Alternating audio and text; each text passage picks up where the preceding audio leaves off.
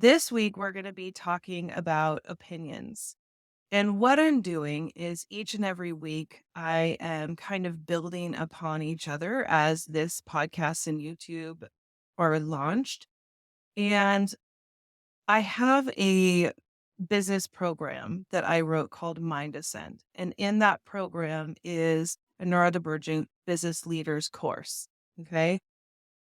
I also have a NeuroTribe membership, and then I also have a parent guide that is launching. It's going to be great. But I talk about the bots in all of them because the bots are important. Now, what the bots are is beliefs, opinions, thoughts, and stories.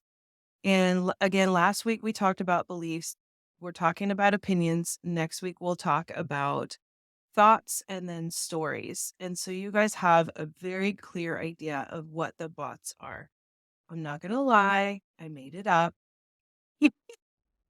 Trying to be creative and get something that you can think about and memorize and make it easy for you. So today we're going to talk about opinions. And because I like to make things fun, opinions, when you look at the word, kind of looks like onions. And opinions very much are kind of like an onion and has layers to it.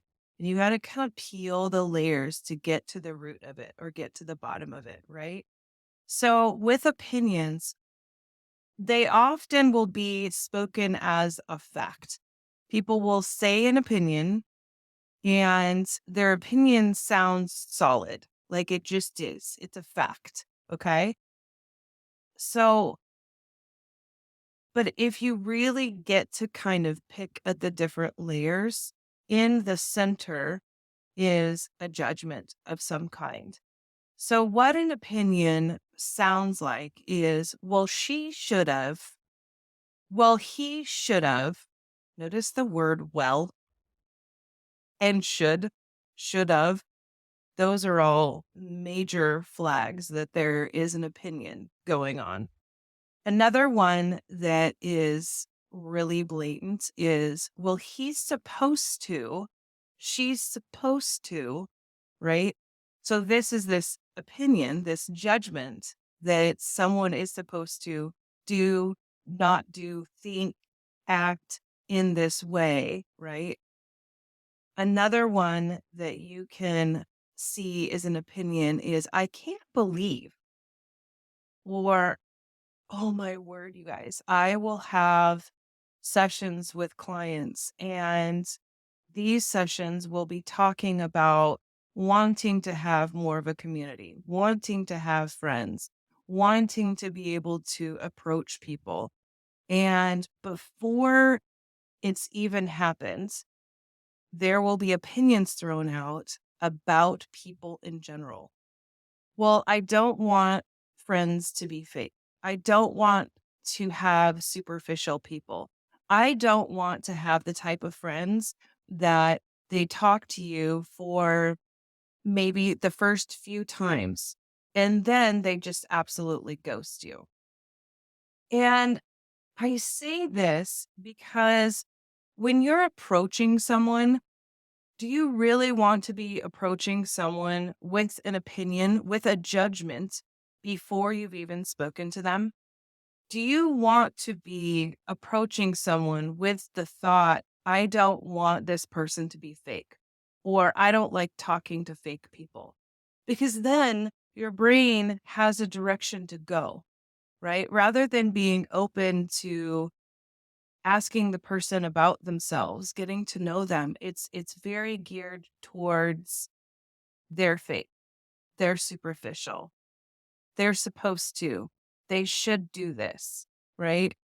Another one is grouping people together, whether it's grouping all males together or grouping all females together or grouping, somebody in a group together or grouping ethnicities together. This is interesting. Grouping neurodivergent individuals together or neurodiverse groups together and grouping neurotypicals together. if you're grouping whole bodies of people together, there could be some opinions that are thrown out. And what I want to ask you, challenge you, is when you throw an opinion out, how does it make you feel? And do you want to feel that way? Like, do you want to feel skeptical? Which, if you peel the layer of skeptical back, normally it's because there's some judgment, right? Again, just like an onion. I know I'm being so witty. Onion opinion. Anyway, when you peel the layers back, in the middle is judgment. And everybody has some aspect of judgment in them. But I challenge you, if your opinions are holding you back in life, or you're not able to really feel connected to someone, I wonder how many opinions you have of them. I wonder how many judgments you have of them, or of a partner, or a sister, or a brother, or people you've never talked to before, but you work with them, right? Or maybe they are people that are at the gym and you 100% are thinking all kinds of opinions about them and judging them, right? So again, we have opinions about people, and those opinions create the way that we feel with regards to whoever it is. And when we have these feelings, these judgments about people, what are our actions? Are we approaching people with kindness? Are we approaching people with openness? Are we trying to see their point of view on things? Are we open at all to see if our opinions, our judgments, are actually not sustainable? I think that it's fascinating because when we open up and we let go of some of our opinions and let go of some of our judgments, we can actually form some pretty amazing connections. You might make a new friend. You might let go of some resentment or bitterness that you have towards your partner or your sister or your aunt.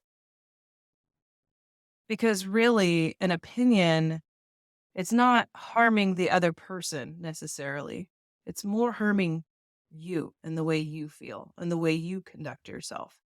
So I want to ask you, how do you want to show up? Do you want to show up with opinions and judgments? Just curious.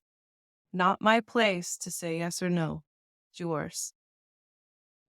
But I'm just curious. I love you all. Have a good day. Take care. Bye bye.